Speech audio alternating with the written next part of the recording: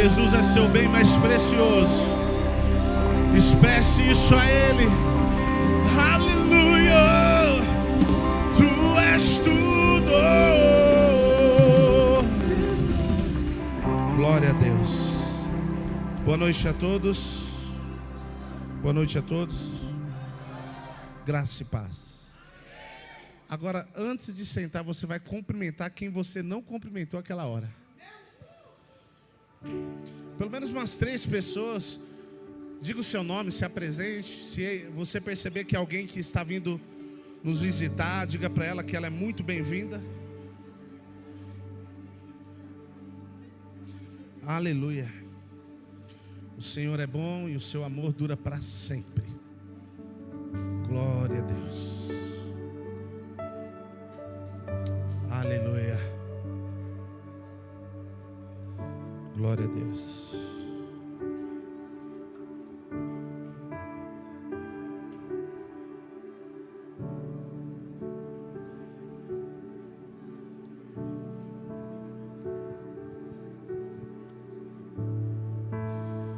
Feche seus olhos, comece a falar com Deus.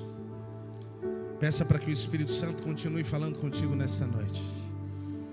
Diga para Ele: Senhor, agora eu quero ouvir o Senhor através da sua palavra. Eu quero ouvir a sua voz.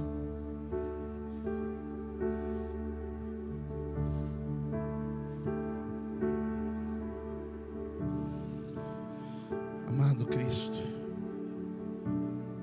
nada disso faz sentido se o Senhor não for o motivo. Ah, Jesus, como é precioso podemos desfrutar da sua vida. Como é precioso podemos reconhecer quem Tu és. A sua voz é o que nos tira do lugar, ó Deus, de engano. A sua voz é o que tira, arranca todo medo, toda dúvida. Por isso eu oro, Deus, que a sua voz alcance cada coração, cada mente, toque no espírito, na alma de cada um que está aqui, quebrando sofismas, fortalezas, argumentos. Todo espírito roubador da palavra seja calado agora em nome de Jesus. O Senhor fale conosco, que Cristo seja revelado, que a sua vontade seja feita, em nome de Jesus Cristo. Amém. Amém. Abra sua Bíblia no livro de Mateus, capítulo 9.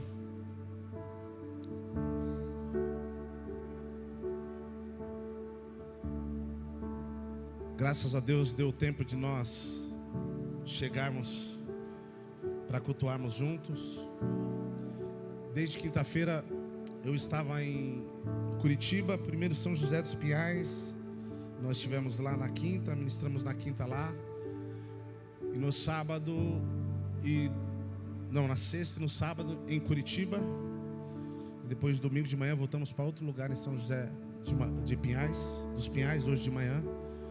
Saímos de lá, era 12:00 e pouco. O trânsito quis nos parar novamente, mas dessa vez ele abriu caminho, amém, gente? Lembrei até do hino agora. Alguém lembrou qual é o hino aí ou não?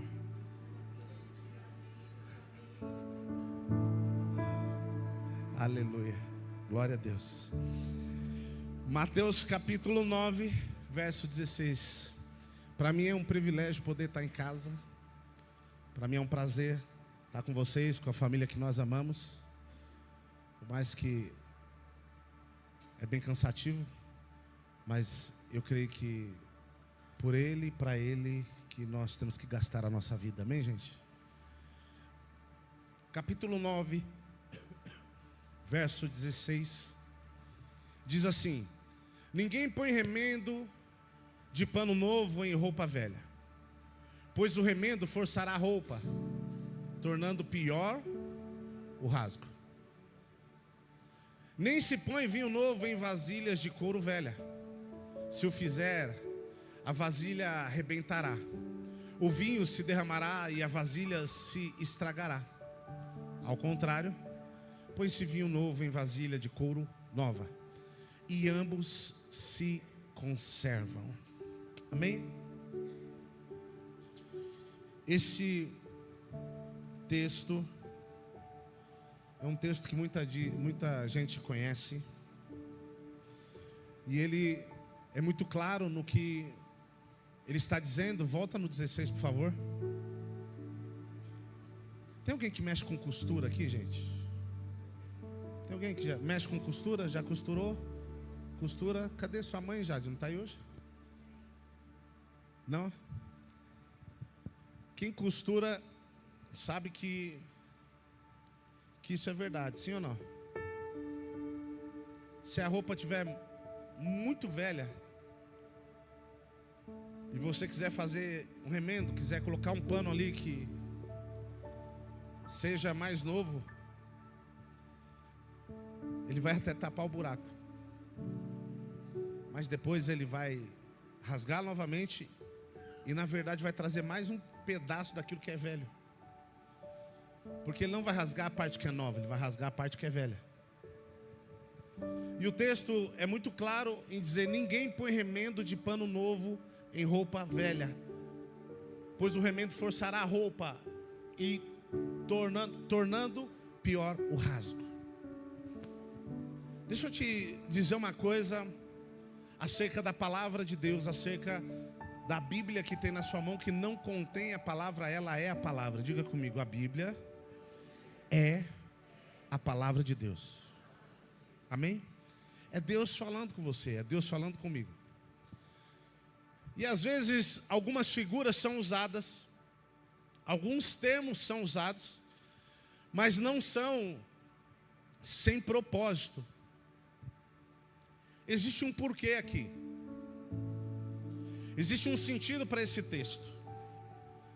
E esse texto está falando literalmente da nova vida que você recebeu em Cristo.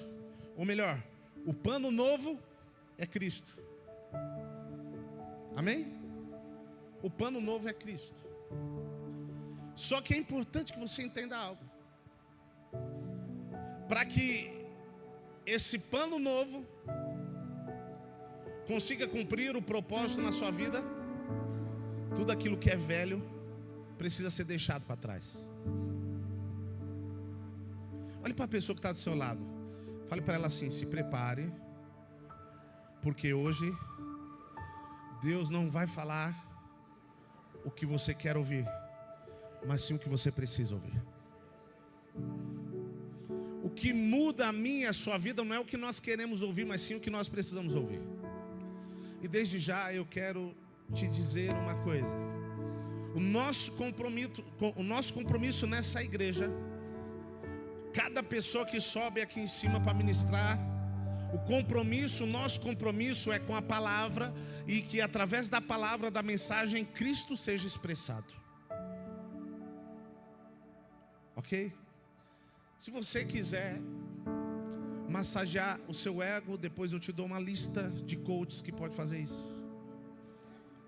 Eles vão ajudar a massagear, eles vão dizer que você é a fraqueza de Deus. E isso não é verdade.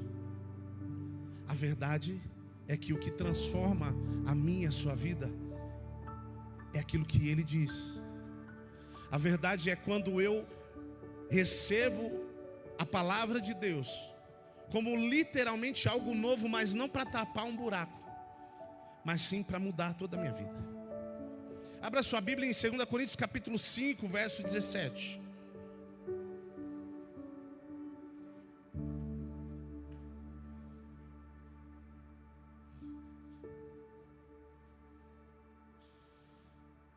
Pastor, o senhor tem alguma coisa contra os coaches? Não, gente, eu só acho que não é a mensagem que cabe para a igreja, amém? 2 Coríntios capítulo 5, verso 17.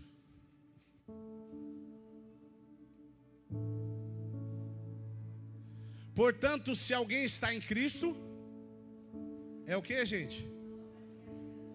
É nova criação. As coisas antigas já passaram. eis que surgiram coisas novas. Eu queria que você prestasse bem atenção no que está sendo falado ou lido nesse texto. E você vai perceber que de alguma forma esse texto também tem ligação com outro texto que nós lemos. Sabe por quê? Quando Cristo te chamou, Ele não te chamou para melhorar a sua vida. Ele te chamou para dar uma vida nova. Você entende isso? Diga isso para a pessoa do seu lado. Diga: Cristo te chamou para te dar uma vida nova. Não foi para pôr remendo novo em pano velho. Ele não chamou para te tornar um pouco melhor. Não, Ele não me chamou para me tornar um pouco melhor. Na verdade, a vida que nós tínhamos fora de Cristo não serve para nada. Pastor, como assim? É verdade. Não, pastor, mas eu era bonzinho. Então aí tem um problema. Existe um problema. Porque não existe ninguém bom fora de Cristo. Porque na verdade o bom é Cristo. E se retirar Cristo de nós, não sobra nada. Se retirar o Espírito Santo de mim e de você, que é o que nos traz uma consciência correta acerca de algumas coisas, nós não fazemos o que o mundo faz, nós fazemos pior. Credo, pastor? Conhece alguém, gente, que se desviou e antes de se desviar não fumava, não usava droga, não bebia, mas depois que ela se desviou, ela começou a fazer tudo isso. Ela se tornou pior do que era antes. Não, pastor, mas isso é porque a Bíblia diz que 7 demônios pior. Ok. Mas o que eu quero que você entenda, que o que faz a diferença, o que tem que fazer a diferença na minha e na sua vida, é Cristo. E se eu e você, nós entendemos acerca disso, nós trabalhamos para que a vida de Cristo permaneça viva dentro de nós. Eu e você, nós recebemos a Cristo. Quando você levanta a sua mão, como muitos fizeram, ou todos fizeram, ou a maioria, você está dizendo: eu te recebo, por mais que parece ser meio estranho isso, porque como a parte boa está sendo recebida pela ruim, na verdade, Ele que tinha que receber a gente. Ele queria dizer assim: eu te aceito. Sim ou não, gente? Mas pela misericórdia Ele nos deu o direito de nos tornarmos filhos de Deus, através de uma confissão. Só que preste atenção nisso. A Bíblia diz no livro de Efésios que Ele nos transportou do império das trevas para o reino do Filho do seu amor. Alguém lembra daqueles desenhos que tinham? Eu não lembro se o Power Rangers tinha teletransporte, lembra? Alguém lembra, gente? Por favor, alguém me ajuda, senão eu começo a me sentir velho. Alguém lembra? Teletransporte? Pegava assim, saía de um lugar, ia para o outro. Foi isso que Cristo fez com você. Ele tirou você de um lugar de escuridão, de trevas, de cadeia, aonde parecia que você tinha liberdade, mas a verdade é que você não era livre. Nós não éramos livres fora de Cristo, porque é em Cristo que nós encontramos a liberdade. E quando Cristo nos alcançou, quando Ele tocou a nossa vida, Ele não tocou para que eu fosse alguém melhor. É como se Ele dissesse assim: ó, você viveu até hoje do seu jeito e não funcionou. Agora eu queria que você deixasse de viver do seu jeito e começasse a viver de acordo com a minha vida.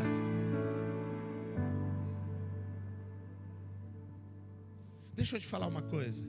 Existem algumas coisas que foram ensinadas para nós de uma forma equivocada. E eu já falei isso algumas vezes e eu vou reafirmar isso. Você não veio para este lugar para buscar bênção. Você não veio cantar para Deus para convencer Ele de dar para você o que você quer. Nós não estamos aqui para que Ele aprove os nossos projetos.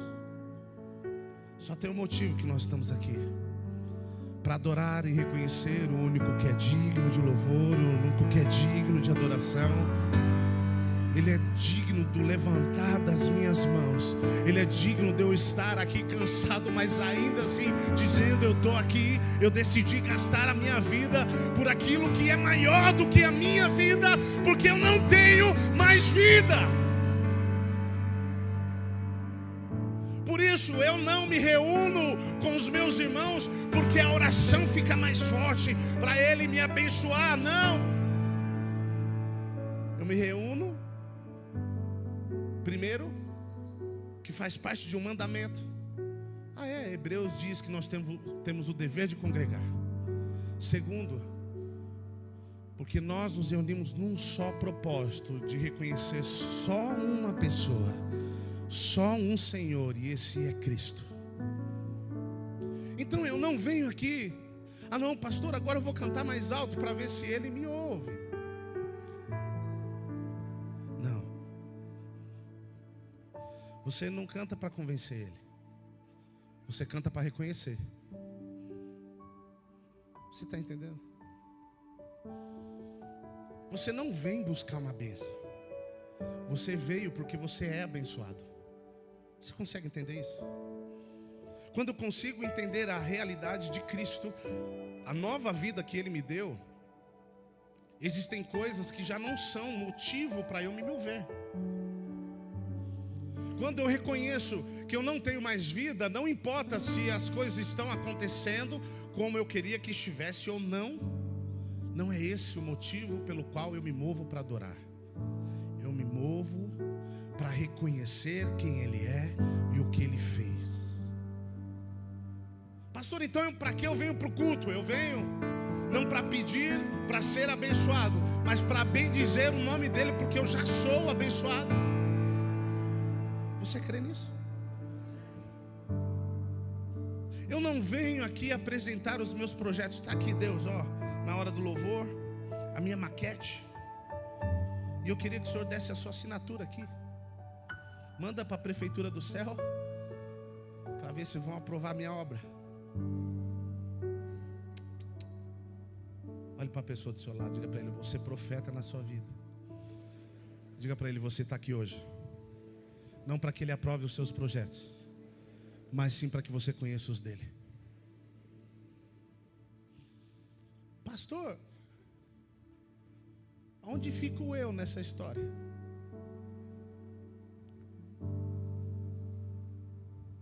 O eu, na verdade, não deveria existir mais.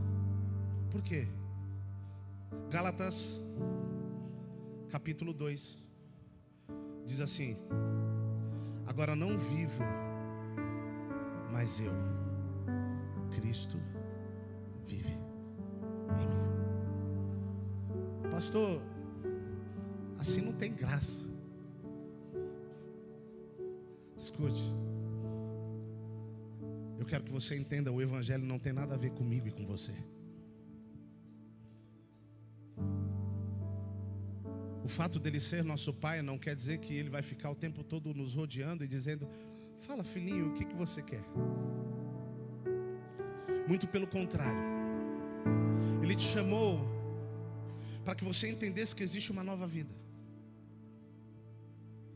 Para que você entendesse que a vida que você tinha, a vida que nós tínhamos, ela não cabe mais.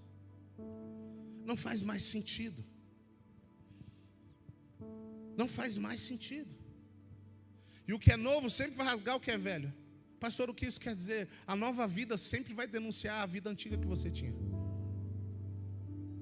E quanto mais você se aproxima de Deus, e quanto mais você conhece a voz dele, mais essa nova vida vai denunciar essa vida antiga. E aí nós começamos, é por isso que nós falamos que o Evangelho não se trata de uma decisão, mas sim uma caminhada, uma vida. Porque à medida que eu vou caminhando com ele, eu vou começando a ouvir a voz dele. O que é velho vai sendo arrancado, e o que é novo vai tomando forma. Só que esse é um processo que precisa ser contínuo. Talvez você diga, pastor, essa é uma mensagem para quem está chegando agora. Não, essa é uma mensagem para mim, para você. Não importa quanto tempo você está aqui, não importa quanto tempo você entregou a sua vida para Jesus, se ainda existe algo velho na sua vida, isso precisa ser removido. Se ainda existe algo velho na minha vida, isso precisa ser removido.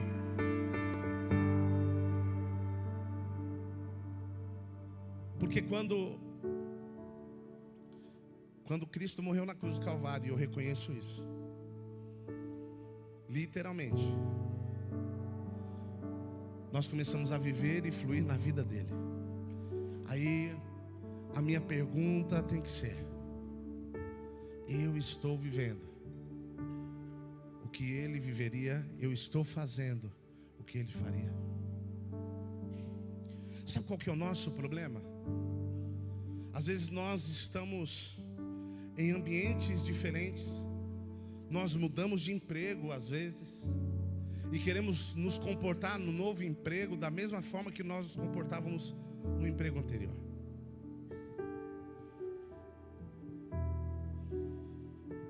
Sabe, você já passou pelo momento na sua vida que você disse assim: puxa vida, preciso mudar de emprego,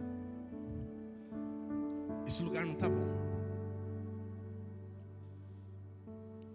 estou envolvido com muita amizade, estou tendo conversa que não deveria, estou fazendo o que não deveria, então é melhor eu mudar de emprego. E aí você vai lá e muda de emprego.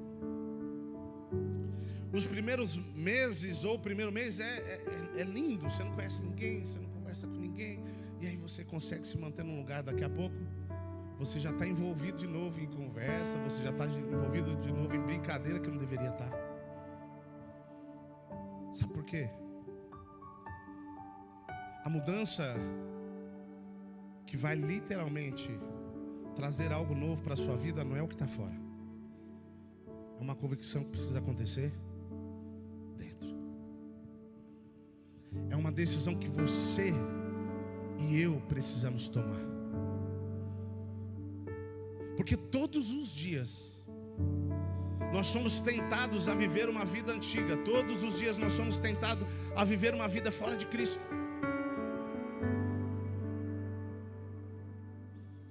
Só que tem um problema. Quando nós não conseguimos literalmente entender isso, nós passamos anos e anos e anos e anos do mesmo jeito. Aquilo que você tolera na sua vida, você não pode reclamar. Eu vou falar de novo. Aquilo que você tolera, você não pode reclamar. Existem coisas que ainda não mudaram, porque te incomoda, mas nem tanto. Porque o dia que você se sentir de fato incomodado, o dia que nós olharmos para algumas coisas e dissermos: isso aqui não tem mais como viver, não faz sentido. Quando nós de fato reconhecemos que algumas coisas precisam ser transformadas, é aí que a transformação acontece. Porque ninguém muda sem primeiro reconhecer. O primeiro passo para a mudança chama-se reconhecimento. Um certo dia, um homem encostou num posto de gasolina. Quando ele encostou naquele posto, tinha um cachorro do lado assim. E o cachorro uivava, chorava, e ele abastecendo o carro, vendo aquela cena. Uma hora ele chamou o frentista e falou: rapaz, por que aquele cachorro está chorando? Ele falou assim: não, cara, ele já está acostumado com aquilo ali. Não, mas por que ele está chorando? Ele falou: não, é porque ele está deitado em cima de um prego. E aí o rapaz falou assim: mas como assim ele está deitado em cima de um prego? Ele falou: é.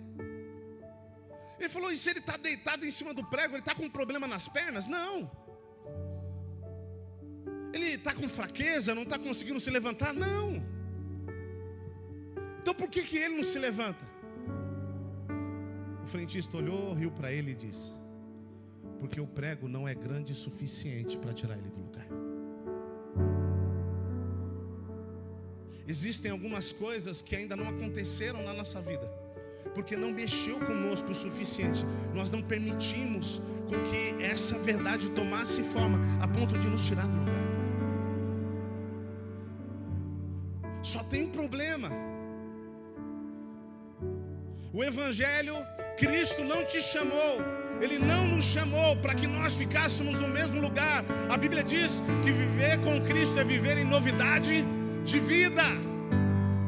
Ei, viver em novidade de vida não é receber uma bênção todos os dias, mas é ser transformado de glória em glória, até alcançarmos a estatura de varão perfeito. Não é isso que a Bíblia diz?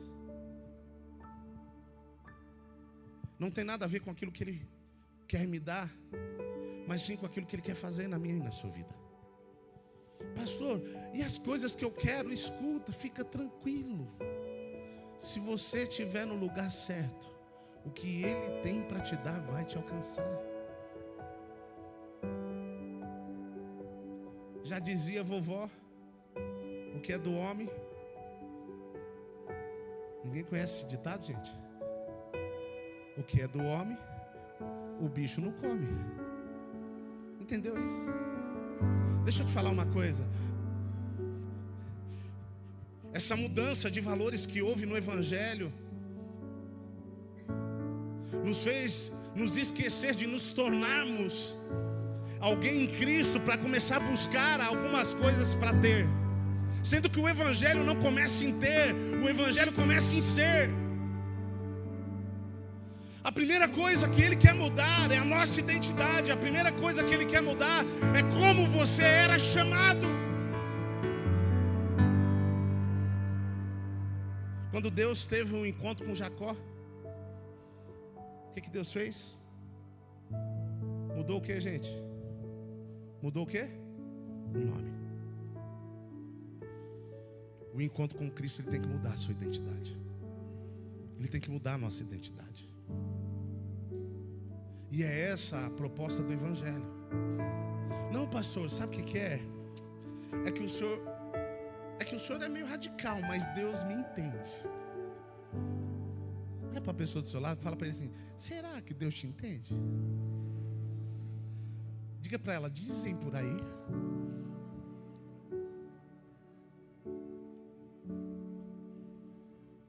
Escute, Deus não te entende. Credo, pastor, Deus não te entende. O que Ele não faz é te acusar.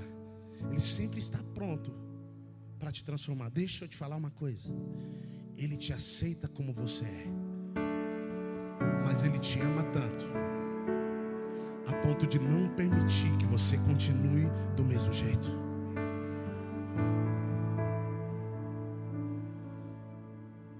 É verdade que Ele está de braço aberto, não importa qual é a condição, a classe social, qual o tamanho do pecado que você cometeu, não importa o que você fez, Ele está de braços abertos. Mas é importante que você entenda, que nós entendamos que Ele está de braços abertos para nos levar para um novo lugar, para uma nova vida, para um novo entendimento. Só que nós queremos viver o que é novo com hábitos velhos.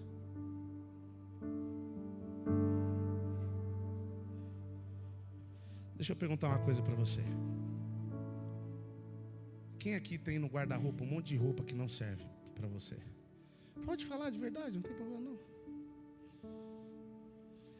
Eu não vou falar que eu tenho, porque lá em casa não dá tempo.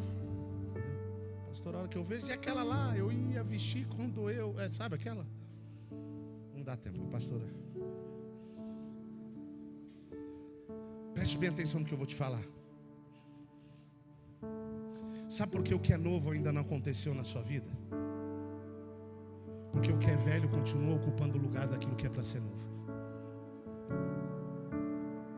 Quando você tirar do seu guarda-roupa a roupa que você não usa mais, aquilo que é velho, que está fora da estação, é a hora que Deus vai te dar uma roupa nova. Quando eu e você reconhecemos que nós precisamos viver de acordo com o que a palavra diz, isso em todas as áreas, o que é novo começa a fluir. E esse novo é a vida de Cristo. Para que o que é novo tenha espaço na nossa vida, nós precisamos remover o que é velho. E o texto diz: não pode colocar vinho novo em odre.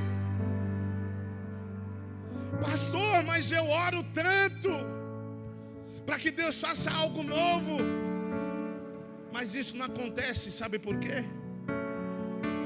A oração ela é dividida em duas partes: orar e ação. O problema é que você só está falando, você não está agindo. Aí o que acontece? Deus também tem um desejo. Ele olha lá de cima e fala: puxa vida, a oração do meu filho condiz com a minha vontade. Só que o odre dele não comporta aquilo que eu tenho para derramar novo.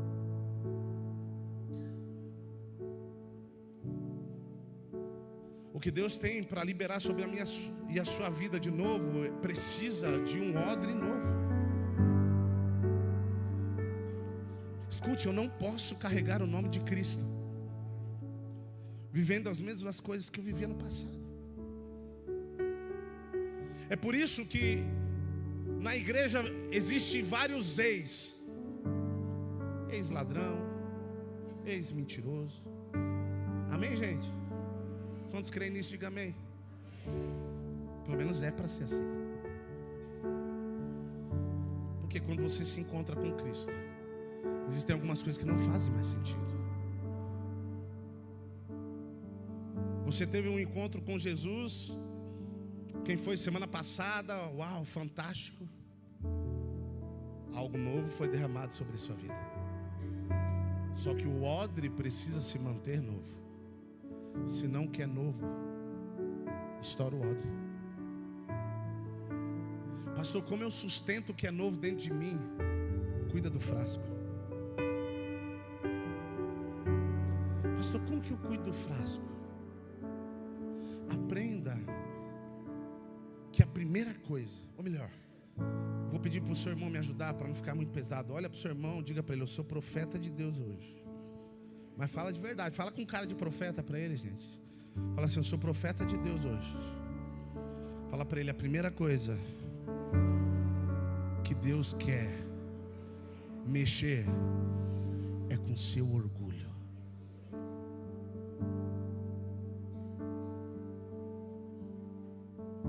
Se você não puder dizer amém, pode, diga ai, que faz parte também.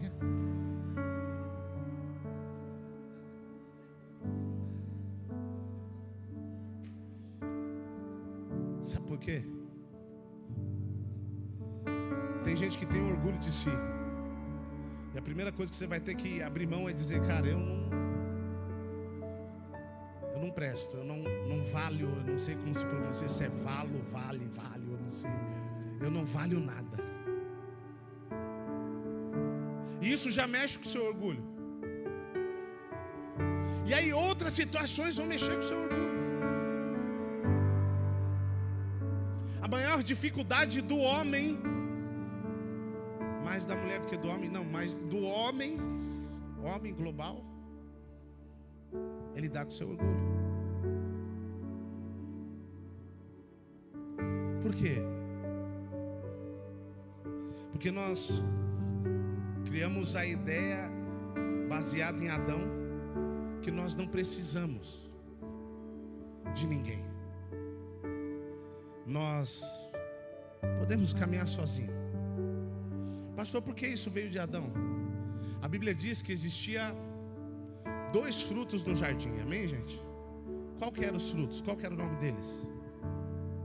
Vamos lá, gente, me ajuda aí. Árvore da vida e do conhecimento do bem.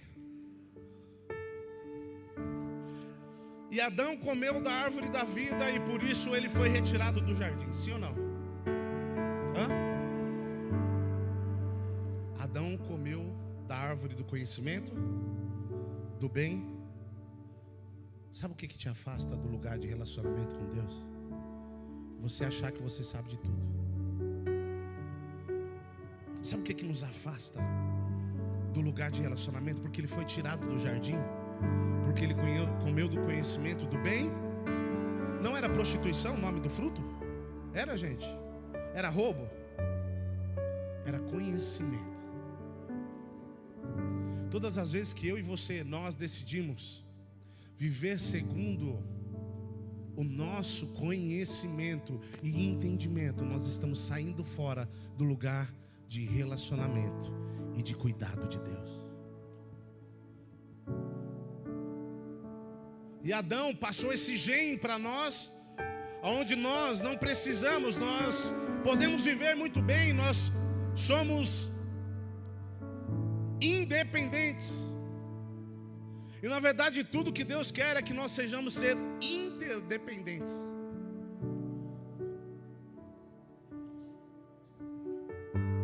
Deixa eu te falar uma coisa, o que eu vou te falar é muito sério.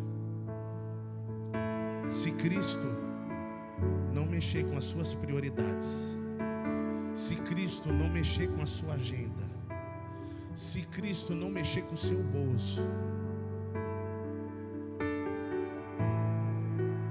ou se Ele não mexer com o nosso bolso, com a nossa vida, o que nós estamos vivendo é superficial. Porque não existe nada que seja sério, que não exija o nosso tempo, que não exija o nosso compromisso, que não exija o nosso investimento. Sim ou não, gente? Então, se Cristo literalmente tem sido a nossa vida, nós precisamos entender quais seriam as prioridades da vida dele. Se eu quero manter essa vida que eu recebi, se eu quero continuar crescendo nessa vida, porque é progressiva, e isso não é o tempo de casa, porque isso aqui não é nenhuma empresa. Como assim? Tem gente que fala, não, eu já tenho 15 anos de igreja. Gente, o tempo não traz maturidade. Eu conheço gente velha, com mais de 60 anos, fazendo umas presepadas, fazendo coisa que você fala, não é possível, cara. Um adolescente não faria. Alguém conhece alguém assim, gente? Sabe por quê? Tempo de casa, idade não revela maturidade. Agora, quando eu consigo entender o que eu preciso fazer, independente do que eu estou sentindo, quando eu consigo tomar as decisões independente daquilo que eu quero, eu estou começando a me tornar alguém maduro.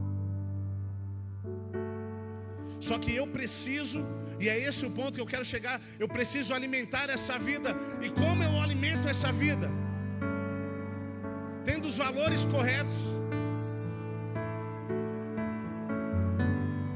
Abra sua Bíblia.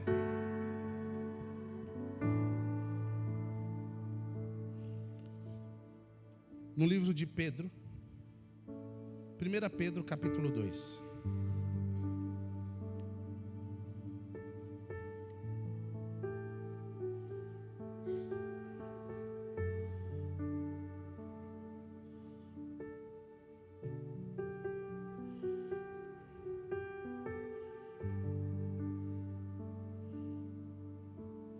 Quem achou, diga amém. 1 Pedro capítulo 2, verso 2.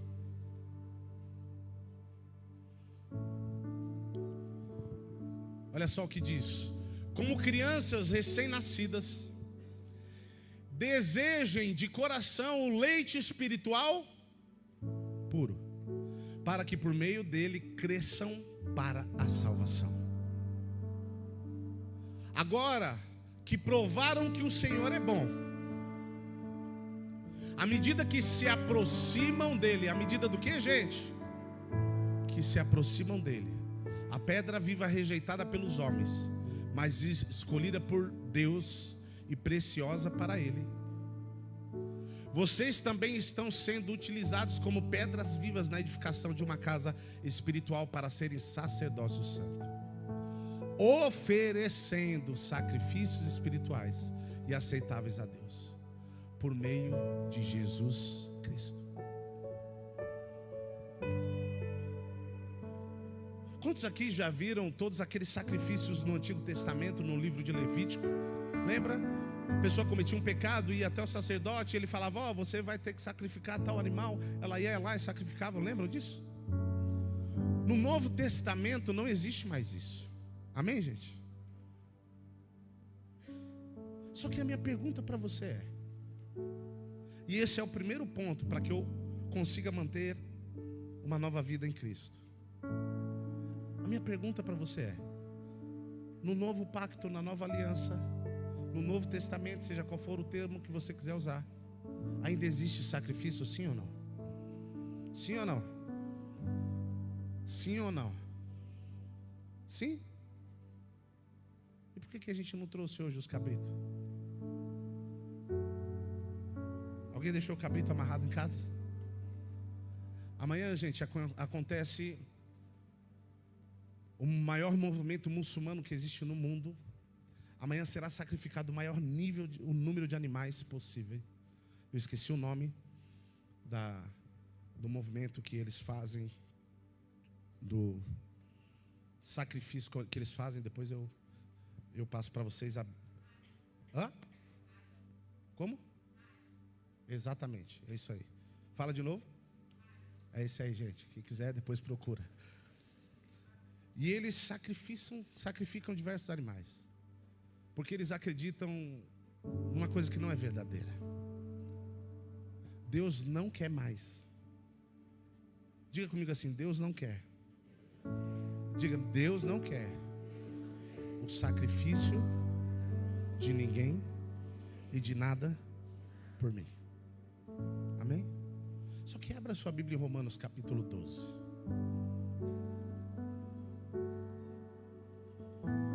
Verso 1.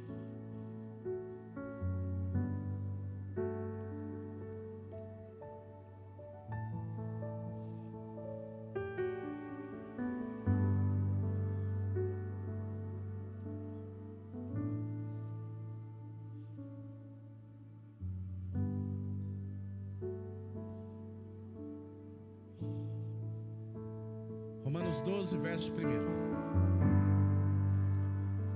Antes, enquanto vai abrindo ali, deixa eu perguntar uma coisa para você.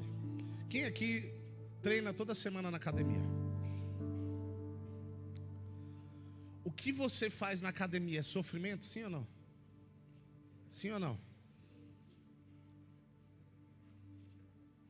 Vamos de novo. O que você faz na academia é sofrimento, sim ou não? Então pare de sofrer, gente. Pastor, credo, o senhor é contra o exercício? Não. O povo confunde esforço com sofrimento. O que você faz na academia não é sofrimento, é esforço. Você está entendendo? E é por isso que tem coisa que fica ruim.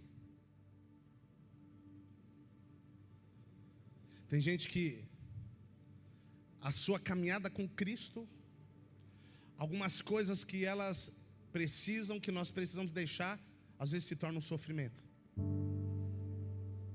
Olhe para a pessoa do seu lado e diga para ele: Deus não quer que você sofra, porém o esforço faz parte de quem quer crescer.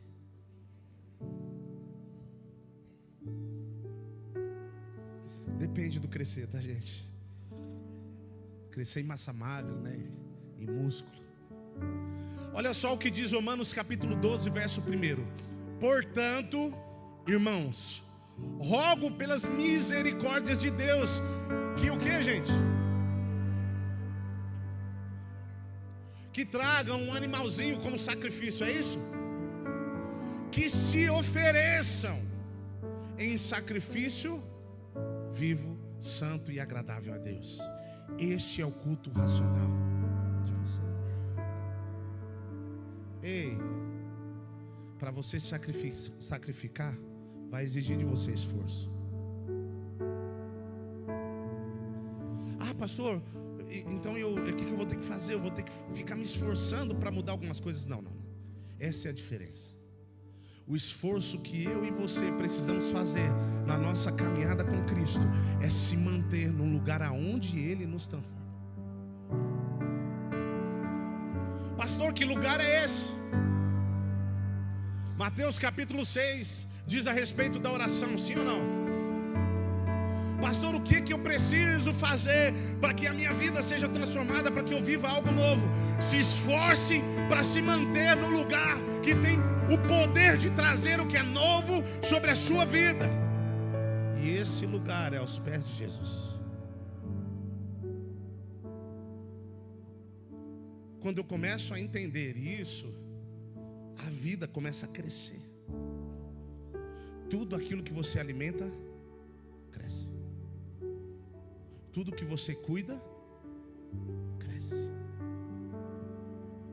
Eu já disse esse exemplo, eu vou dar de novo.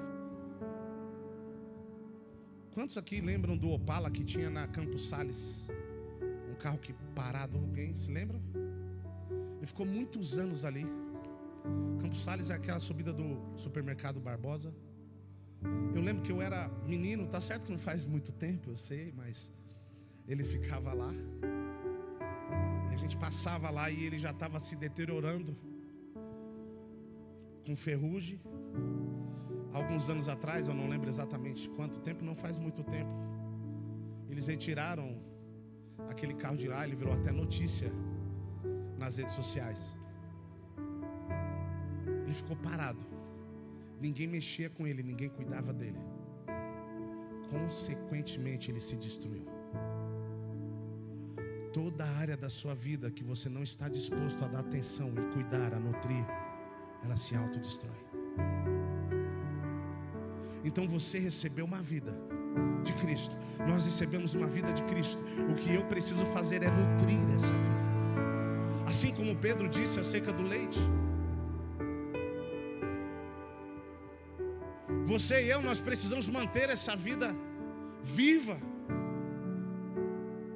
Assim como você se esforça para trabalhar, porque você acredita que é um dos meios de você conseguir o suprimento para sua casa, você conquistar algumas coisas financeiramente, você e eu, nós precisamos entender que nós precisamos nos esforçar para nos manter nesse lugar aonde a vida cresce, aonde a paixão cresce, aonde o fogo cresce. Porque a igreja de Cristo, ela precisa queimar em fogo e em paixão por Ele. Porque senão o esforço se torna o que, gente? O que eu falei agora? Sofrimento.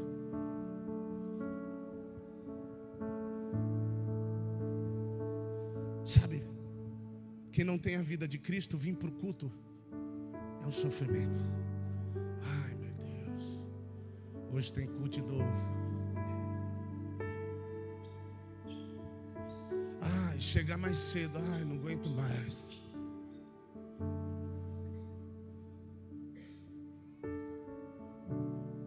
Quando você e eu, quando nós saímos desse lugar onde a vida é suprida, onde essa vida cresce, quando nós deixamos de nos esforçar, aquilo que nós fazemos para Deus começa a se tornar sofrimento. A Bíblia diz que Moisés chegou diante da sarça, a sarça ardia e ela pegava fogo. Alguém conhece esse texto? Nós não vamos abrir porque eu não quero tomar muito tempo. E sabe o que é interessante? Era normal a sarça pegar fogo no meio do deserto. Era normal isso acontecer. Só que algo chamou a atenção de Moisés. Ele se aproximou da sarça e ele viu que a sarça pegava fogo. Pegava fogo, mas ela não se consumia. Deixa eu te falar uma coisa. Sabe o que vai começar a chamar a atenção das pessoas lá fora? É as pessoas olharem para você e veem que um fogo está em você. Você não se contém, cara. Você chega num lugar, você fica que nem um viciado, sabe? Cara, eu preciso falar desse amor, eu preciso expressar esse fogo, eu preciso expressar essa vida. Eu não posso ficar calado, porque ela está crescendo dentro de mim e eu não consigo manter dentro de mim. Pastor, mas eu não sei nem o que falar, ainda não conheço a Bíblia. Fala da verdade que Ele fez, o que Ele transformou na sua vida. Só que isso só consegue viver quem decide permanecer num lugar onde a vida é nutrida.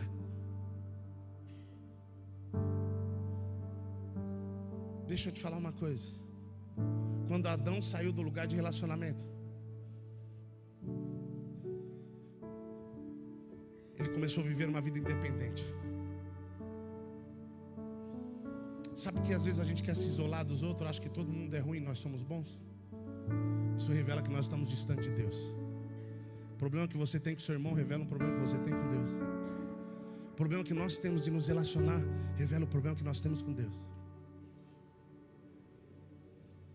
Porque todas as vezes que nós saímos desse lugar, os valores dos céus começam a ser perdidos. Nós já estamos encerrando. Abra sua Bíblia. Olha, gostei. Vamos de novo, então. Já estamos encerrando. Uau. Agora me animou, hein, gente. Mateus 22, 37. Não, primeiro. Mateus capítulo 6, verso 33. O que acontece? Essa vida começa a mexer com a minha vida natural. Mateus 6, 33. Vamos ler juntos? Vou contar até 3 e nós vamos ler juntos, tá? 1, 2, 3. Busquem.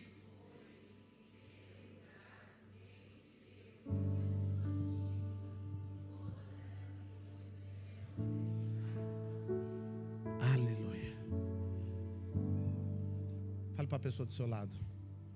Quando Cristo assume a sua vida, Ele tem a vontade do Pai como prioridade. Pastor, como eu alimento essa vida? Primeiro, se mantenha num lugar de relacionamento, onde a vida flui. Um lugar de oração, um lugar de culto, um lugar de casa de edificação, discipulado, onde a vida é compartilhada. Segundo, permita com que Ele se torne a sua prioridade.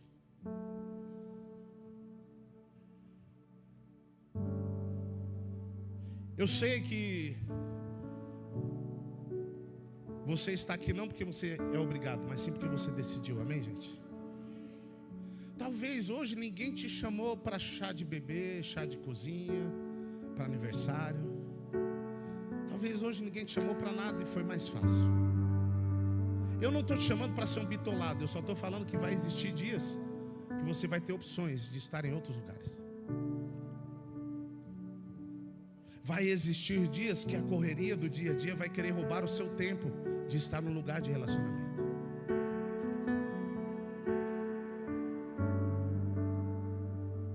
É aí que eu e você precisamos tomar decisões fundamentado não naquilo que é bom para nós, não no que é conveniente, mas sim no que Cristo faria. Ou melhor, se eu estou vivendo a vida dele, eu preciso decidir como ele decidiria. Isso é viver uma nova vida. Você está entendendo isso? Estão entendendo, gente? Que o Espírito Santo traga esse entendimento. Porque não é apenas receber uma vida, você precisa nutrir, cuidar dessa vida. Vamos abrir em Mateus capítulo 22, verso 37.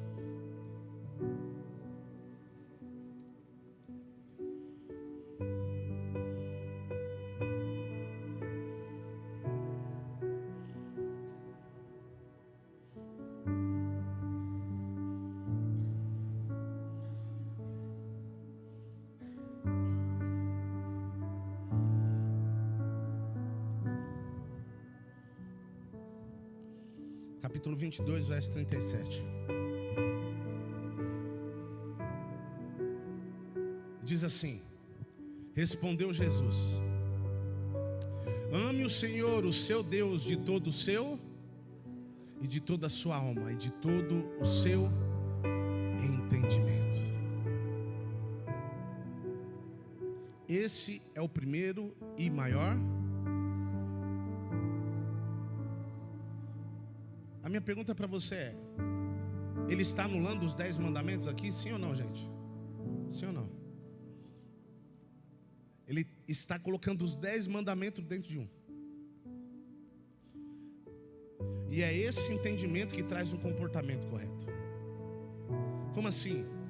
Quem ama a Deus não rouba, não adultera, não prostitui, não mente, não levanta falso.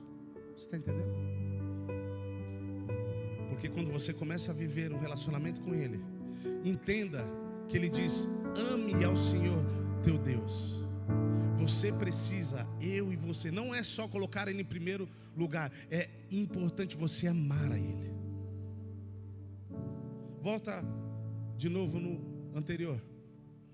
Respondeu Jesus: ame o Senhor teu Deus de todo o seu coração. Escute,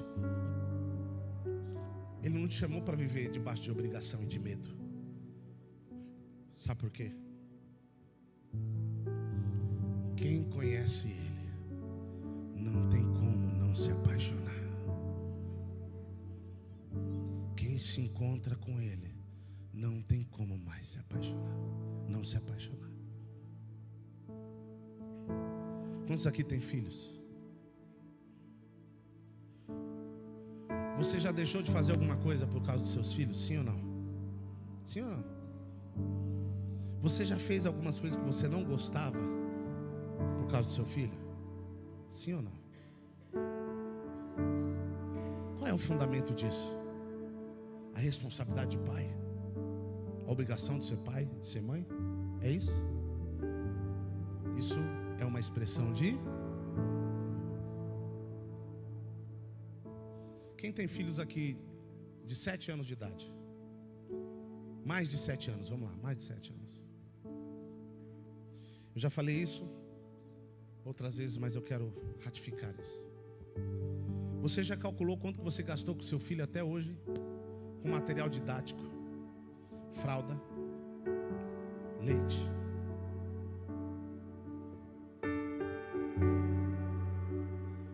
Maninho, perdão, eu esqueci seu nome. Como que é seu nome mesmo? Juan. Seus pais, né?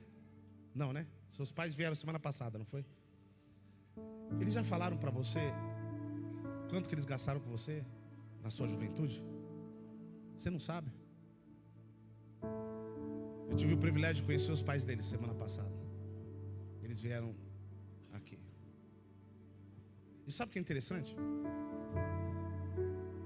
Eles tinham prazer de falar que era pais dele, assim como ele tinha prazer de falar que era filho. Em nenhum momento o pai dele chegou e falou assim: pastor, já gastei muito dinheiro com esse menino. Ninguém aqui faz isso. Mas depois pesquise na internet, você vai se assustar com os números. Dá para comprar muita coisa. Dependendo, dá para comprar muita coisa. Dependendo da criança, muita mesmo. Só que sabe o que é interessante? Sabe por que você não calcula o quanto você gasta com seus filhos? Porque quem ama não contabiliza sacrifício.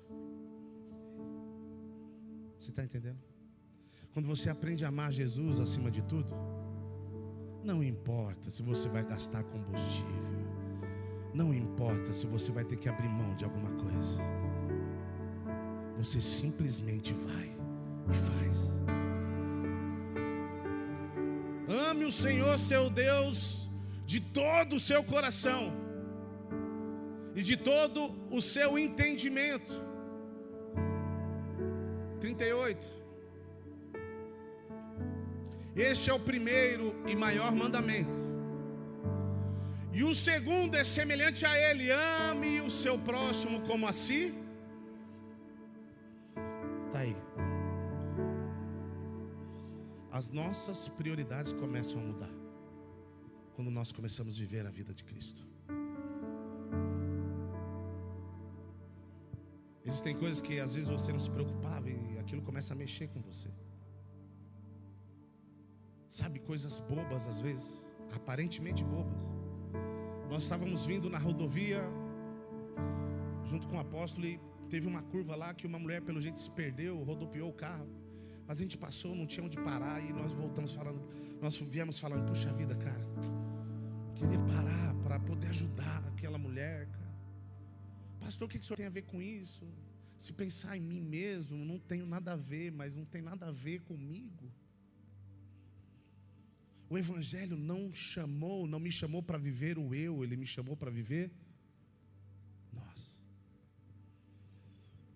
Pastor, como eu faço para me manter nessa vida? Como eu faço para viver algo novo a cada dia? Não saia do lugar onde a vida te nutre. Priorize, permita com que a vontade de Deus mude os seus hábitos. Pastor, a minha vida é corrida, não tem problema. Se você perceber que você vai fazer alguma coisa e não vai dar tempo de orar, ore antes. Como assim, pastor? Agora você vai entender. Pastor, mas eu vou ter uma semana cheia de coisa para fazer. Todos os dias eu tenho compromisso. Se não vai dar tempo, ore antes. Porque é esse lugar que vai manter essa vida, essa chama acesa. E ela não consome.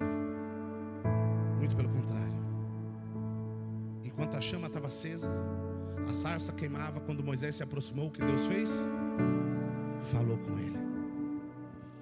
Se o fogo estiver aceso dentro de mim e de você, a hora que as pessoas se aproximarem, eles vão ouvir a Deus.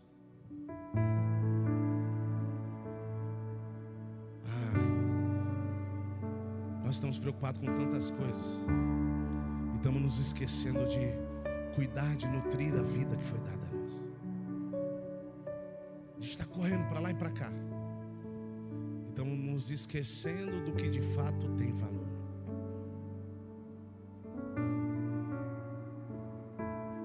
O que eu e você precisamos é permitir com que essa vida mude a nossa prioridade, ele se torne o primeiro em tudo. Consequentemente, eu também vou começar a amar o meu irmão. Por quê? Quando ele me faz entender quem eu sou, eu não tenho problema de reconhecer quem o outro é. Por isso que ele diz: ame o próximo como a... Ninguém consegue amar ninguém sem antes se amar.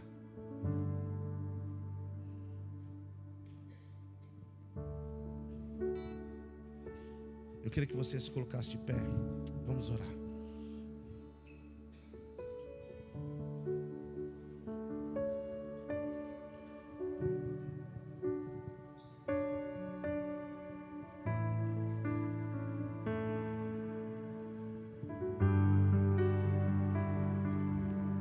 Feche seus olhos.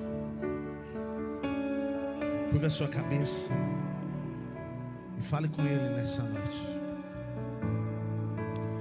Fale com Ele, aproveite esse momento para você ser ministrado baseado no que Ele falou, através da palavra dEle. Pastor, eu queria tanto que algumas coisas mudassem na minha vida. Permita com que Ele assuma o controle da sua vida. Ah, mas pastor, eu acho, escute, o acho só vai te afastar da verdade. Foi o conhecimento que Adão adquiriu que tirou ele. Eu não estou falando que você não tem que estudar a palavra, não é isso. Eu estou falando o conhecimento do nosso ego, que não nos aproxima de Deus. Sempre querer um lugar mais tranquilo nos afasta de Deus. Porque estar com Ele sempre vai exigir entrega, renúncia. A renúncia ainda existe. Ela faz parte de um dos fundamentos do Evangelho. Não existe Evangelho sem renúncia. Por isso, fale com Ele nessa noite e diga: eu não quero mais viver para mim mesmo. Para de ficar olhando para o que fizeram para você. Pare de ficar olhando para o que não aconteceu ou o que aconteceu de ruim.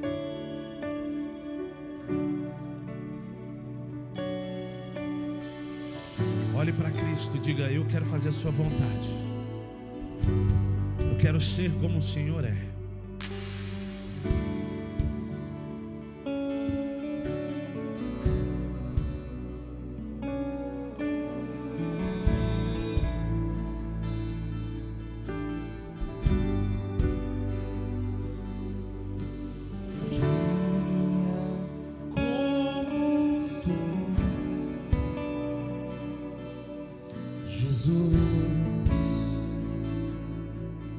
Não há ninguém além de ti, que é manso e humilde assim.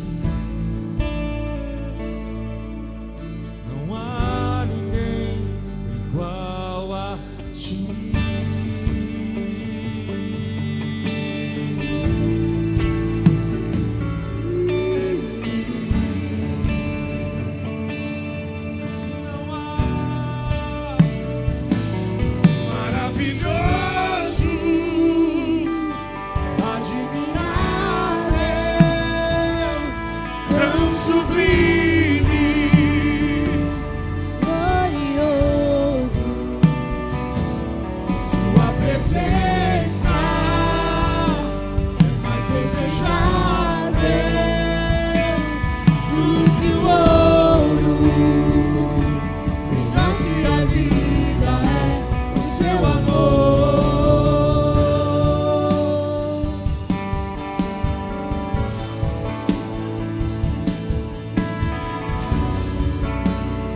Diga a Ele: Jesus, eu quero fazer a sua vontade.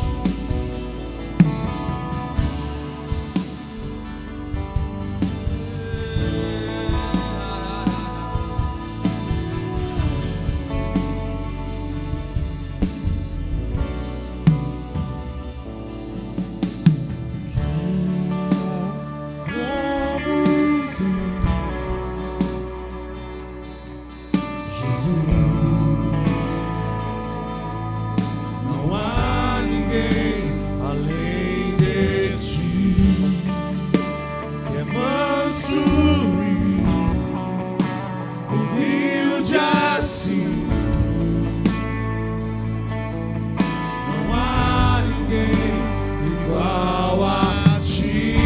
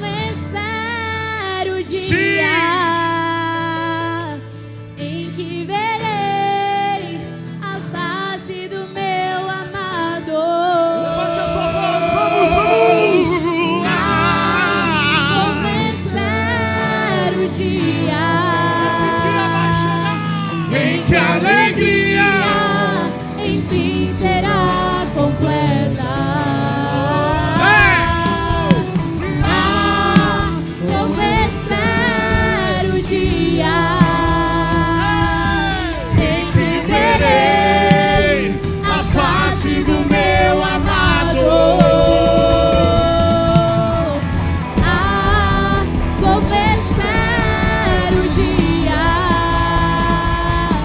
em que a alegria enfim será completa. Maravilhoso, Admirável, tão sublime,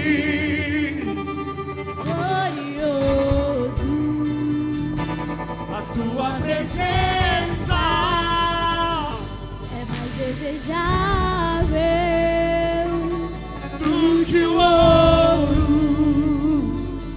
melhor que a vida é o teu amor.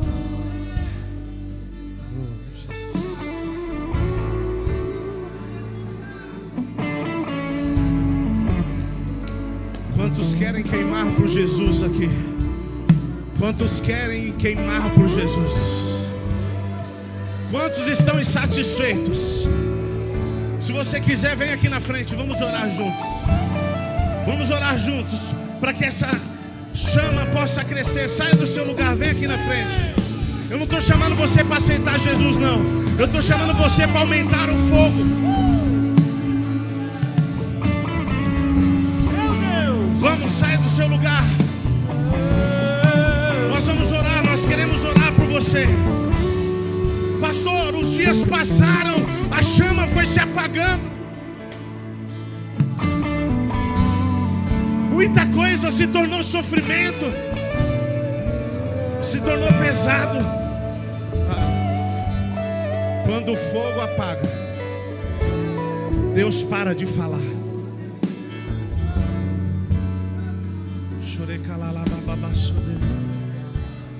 Vamos, se você quiser, saia do seu lugar. Pastor, eu quero queimar, eu quero me apaixonar por Jesus novamente. Eu quero arder em fogo, eu quero buscar Ele nas madrugadas, eu quero priorizar Ele na minha vida. Vamos, saia do seu lugar e faça isso. Como um passo de fé, como um ato profético.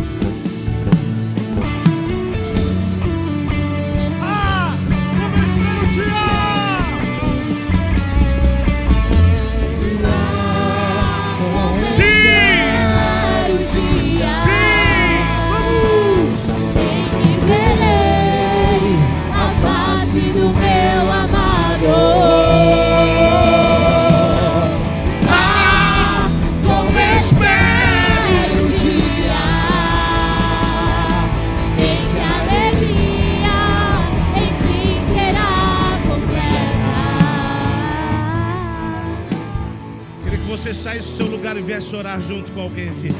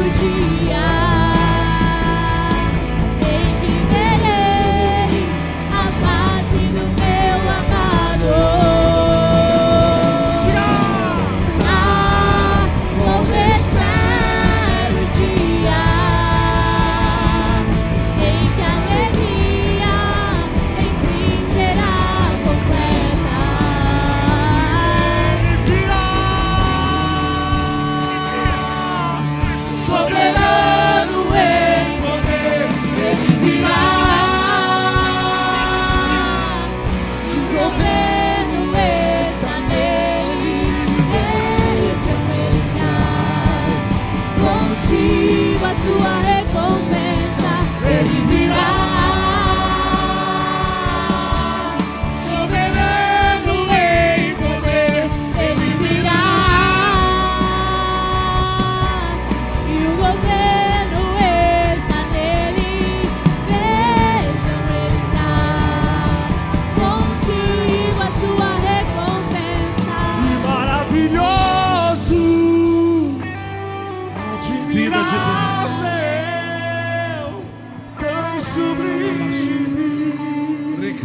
posso declarar. glorioso, a tua presença.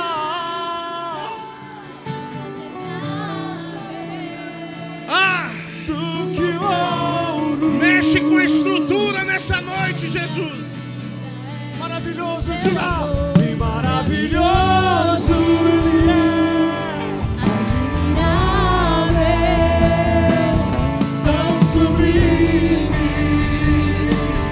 Glorioso, A tua presença é mais desejável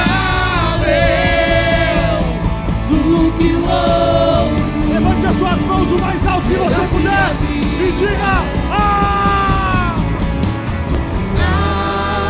Como espero Sim! o dia Espírito de vida.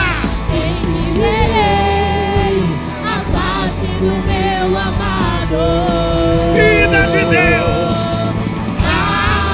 Como espero o dia em que a alegria enfim será completa. Só vocês!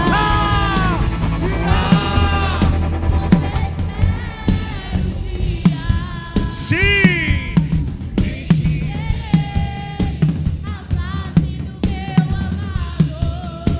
Vamos, igreja do Senhor!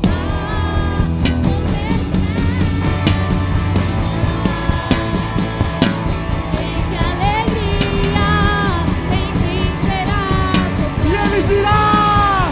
E Ele virá! Soberano em poder, Ele virá. E o governo está nele. Vejam ele traz consigo a sua recompensa. Ele virá. Ele virá. Soberano em poder, Ele virá. E o governo está nele. Vejam ele traz consigo a sua recompensa. Salmos 37, verso 4 ou 5. Entrega o seu caminho ao Senhor, confia nele e ele agirá. Entrega o seu caminho ao Senhor, confia nele e ele agirá. Pare de olhar para a circunstância. Pare de olhar o que fizeram com você. Ah, pastor, me traíram, me chatearam. Para de olhar para isso. José, quando os irmãos dele chegaram até ele no Egito, ao invés de dizer para eles assim: ó, vocês me fizeram sofrer, vocês me venderam, vocês me traíram. Não, sabe o que ele disse? O Senhor me trouxe neste lugar. Pastor, sabe o que isso significa? Sabe o que isso significa? Que ao invés de estar olhando para aquilo que fizeram para ele, ele estava olhando para aquilo que Deus queria que ele fizesse. Ei, para de olhar para o lado, comece a olhar para os céus. Eleva os meus olhos para o monte. E de onde virá o meu socorro? O meu socorro vem do Senhor, que fez os céus e a terra. Porque para o monte Ele te chama para olhar para cima, olhando fixamente, olhando firmemente para o autor e consumador da nossa fé, diz Hebreus. Não tire os olhos de Jesus. Que o Espírito Santo possa te fortalecer, que você saia nessa noite fluindo vida, fogo, presença, fome. Se você puder, levante suas mãos aos céus. Levante suas mãos aos céus. Nós já vamos encerrar. Espírito Santo, eu quero orar por cada um dos seus filhos. O Senhor que conhece o coração de cada um que está aqui. Eu peço que o Senhor toque agora o coração indiferente, o coração duro. Eu declaro a palavra do Senhor tocando agora. Quebranta, quebra agora em nome de Jesus o coração de pedra e coloca um coração de carne. Um coração desesperado e apaixonado pela sua presença. Um coração disposto a fazer a sua vontade. Um coração disposto a amar o Senhor acima de tudo. Se você deseja isso, por um minuto só, levante a sua voz como um clamor, como uma oração, e diga: Jesus, me permita queimar, me permita amar o Senhor como eu nunca te amei, como eu nunca te amei.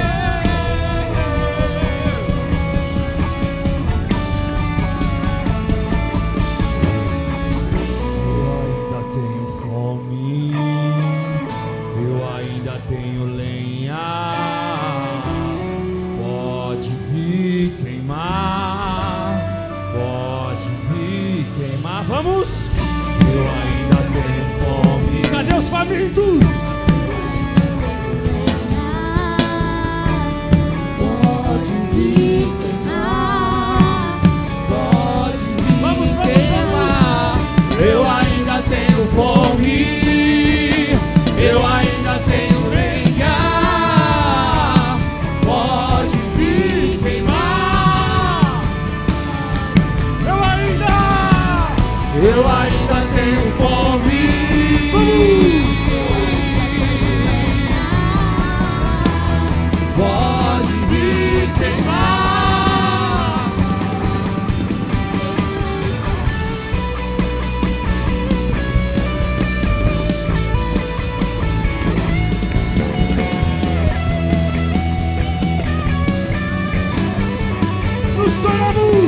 Nos tornamos responsáveis. A chama não vai apagar. E nos tornamos responsáveis.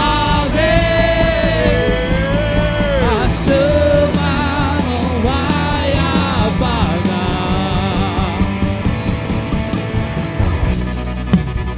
Agora eu queria pedir que você que está aqui na frente, se você puder, pode voltar para o seu lugar. Se você quiser ficar do jeito que você está também. Mas todos com os olhos fechados. Agora eu queria fazer um convite específico antes de nós encerrarmos. Se você estava distante dos caminhos do Senhor, se você ainda não entregou a sua vida para Ele, você entendeu essa mensagem, você quer viver algo novo, você quer mudar as suas prioridades, você quer se entregar para Ele, levante a sua mão direita no seu lugar. Jesus, eu quero entregar minha vida para o Senhor. Eu quero que o Senhor seja o primeiro na minha vida. Se você quer entregar a sua vida para Ele, ou você quer voltar a caminhar com Ele novamente, levante a sua mão direita. Eu quero orar por você. Vamos, só mais uma vez. Se você quer entregar a sua vida para Jesus nessa noite, se você quer que Ele se torne a prioridade, se você quer que Ele se torne a primacia, se Ele quer que você direcione a sua vida, se você quer que Ele direcione os seus passos, levante a sua mão direita no seu lugar. Alguém vai até você.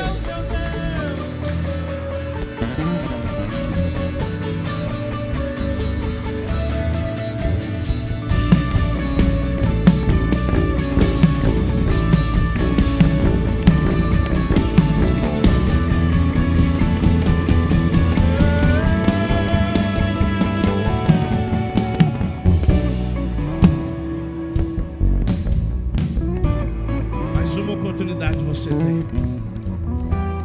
Se você quer entregar a sua vida a Jesus hoje, se você quer voltar a caminhar com Ele novamente, levante a sua mão direita. Eu quero orar por você. Amém. Eu não vou ficar insistindo para você tomar uma decisão por alguém que foi a melhor coisa que aconteceu na minha vida. O que é bom a gente não fica insistindo. Mas eu queria que vocês que estão aqui na frente fechassem seus olhos e repetissem a seguinte oração comigo, dizendo: Senhor Jesus, nessa noite eu te recebo como único e suficiente Salvador da minha vida. Perdoa os meus pecados, escreve o meu nome no livro da vida, pois a partir de hoje eu decido fazer a sua vontade. Me ensina, me direciona, me fortalece, pois eu quero viver de acordo com a sua verdade, em nome de Jesus. Amém. Olha para mim, você que está aqui na frente. A Bíblia diz que todos quanto recebeu, deu-lhes o direito de se tornarem filhos de Deus. A partir dessa decisão, vocês se tornam literalmente filhos de Deus. Pastor, mas como assim? O que eu era antes? Ele tinha te criado. Pastor, porque eu não era filho. Filho é uma decisão. Ele não podia tomar essa decisão por você. Por isso que você veio aqui na frente, para declarar diante de todos que você recebe a paternidade de Deus. Só que a decisão que vocês tomaram um dia, toda essa galera tomou, ou a maioria tomou. Isso significa que vocês têm um pai, que nós também temos o mesmo pai, o nosso pai é em comum. E se nós temos o mesmo pai, nós somos irmãos, e nós chamamos esse lugar de casa. E eu queria que você olhasse para trás e visse o tamanho da grande família que você tem a partir de hoje.